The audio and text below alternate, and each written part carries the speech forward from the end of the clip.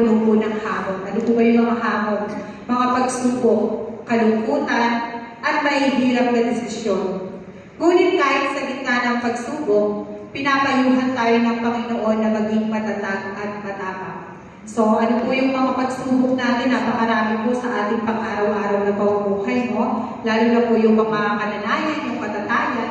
Marami po tayong mga problema na pinagdadaanan bago po natin malampasan ang isang buong araw. Sa mga yun naman po, sa mga estudyante, ang pagsubok para sa kanila yung pag-aaral nila, isa sila, no? Na kailangan maipasan.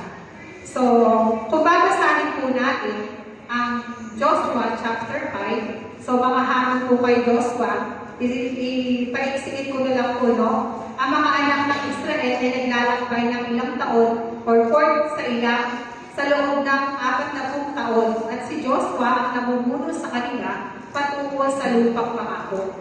So kailangan niyang angkinin ang lupa sa mga kasalukuyang naninirahan dito, makipaglaban at mamuno sa mga labanan at magkaroon ng espiritual na paumuno para sa isang malaking grupo ng mga tao.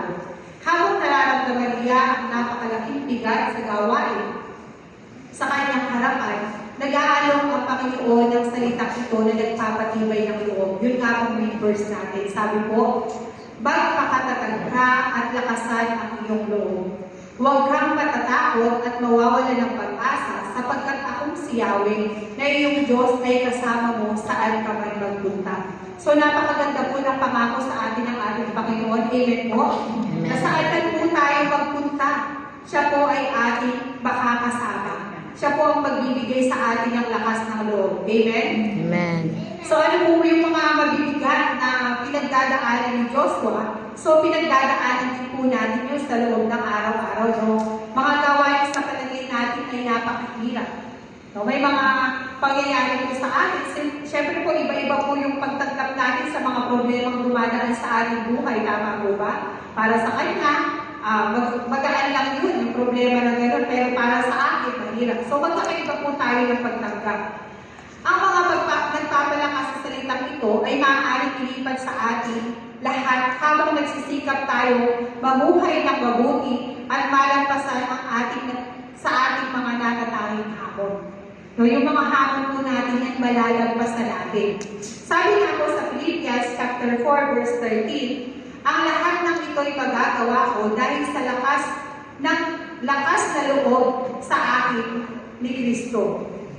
No, lahat po ng bagay ay kaya daw natin gawin. Bakit po?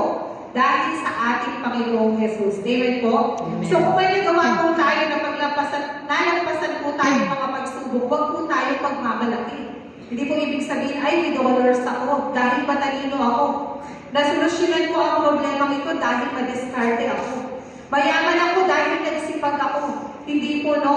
Hindi po sa ating kakayahan nangyayari ang mga bagay na napaglalampasan natin. Bagkus po yan ay dahil sa biyaya ng ating Panginoon. Amen po? At hindi po tayo dapat nagbabalaki. So lahat po ng meron tayo, anuman po yung talento na ang kinanin, anuman po yung kalakasan na meron tayo, lahat po yan ay galing sa ating Diyos. Amen po? At wala po tayong dapat ipagmalaki. Bahagi po ng pagiging patatag at matapang ay ang pagtitiwala sa Panginoon bilang tunay na pinagmumulan ng ating lakas. Sa kaso po ni Joshua, wala siyang lahat na sagot sa mga hamon sa kanyang harapan. Hindi po niya alam yung mga sagot, bakit pa kailangan kong kunin ang lupain ito? Bakit pa kailangan kong digma sa mga tao? Bakit pa kailangan na angkinin ang lupang ito? So wala po siyang kasagutan. Ngunit siya po ay pinayuhan na magpatuloy pa rin, kumilos sa pananampalataya. Tulad po ni Joshua, bihira tayong magkaroon ng lahat ng sagot sa ating personal na hamon.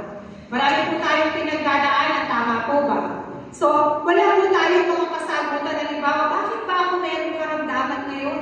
Bakit ba nagpo-problema ako sa financial ngayon? No? Bakit ba ang gulo-gulo ng pamilya natin ngayon? So, wala po tayong alam. No? Hindi po natin alam kung ang kasagutan sa mga pagsubok po na pinagdadaanan natin sa araw-araw. Pero po tulad ni Joshua na hindi po niya alam kung bakit ganoon ang pinapagawa sa kanya ng Panginoon, siya pa rin po ay sumunod sa ating Diyos. Bakit po? Dahil pinangako po ng Diyos na kapag humingi tayo sa Kanya ng gabay, tayo ay magtatagumpay. Ang Diyos ay makapangyarihan at may alam ng lahat ng bagay. No? Mayroon siyang mga sagot at lakas na kailangan natin upang harapin ang anumang hamon na ating kaharap. So, ano man po yung mga pinagdadaanan natin, ang hihinaman po tayo, sino po yung maaari natin tawagin? Ang ating Panginoong Diyos lamang po. Amen? So, dahil po sa paglalakbay ni Joshua, kasama po niya sa kanyang paglalakbay ang ating Panginoon. At tulad po ni Joshua, sa mga pagsubok po pinagdadaanan natin sa araw-araw, ano man po yung mga pinagdadaanan natin, nakatitiyak po tayo na 100% po kasama po natin ang ating Panginoon. Amen po? Amen. Okay po.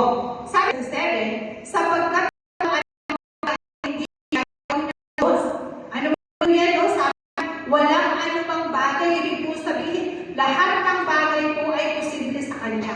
No? Paano po ba tayo magiging matatag at magkakaroon ng matibay na loob?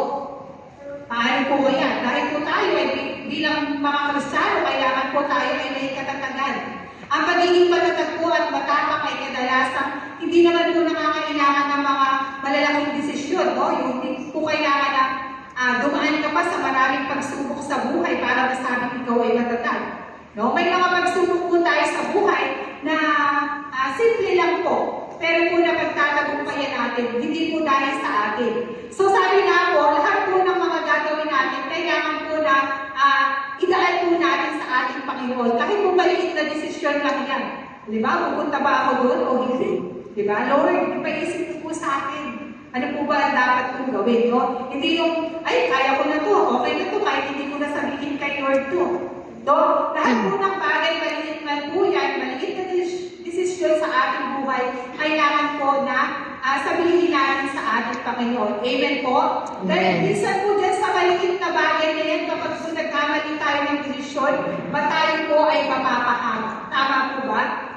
So kaya kailangan po, lahat ng desisyon na ginagawa natin, malaki man yan, o maliit man yan, dapat po natin muna idaan sa ating Panginoon. Humingi po tayo ng gabay sa Kanya. Dahil po sa bawat paghakbang natin, sa maliit na paghakbang, minsan natin, diba?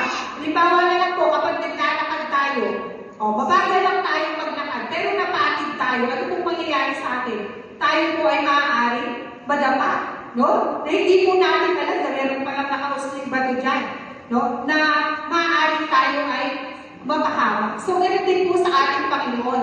Kahit po maliliit na bagay lamang po, na mga maliliit na desisyon lamang sa ating buhay, kailangan po na isinasangguni natin sa Kanya. Amen po? Amen.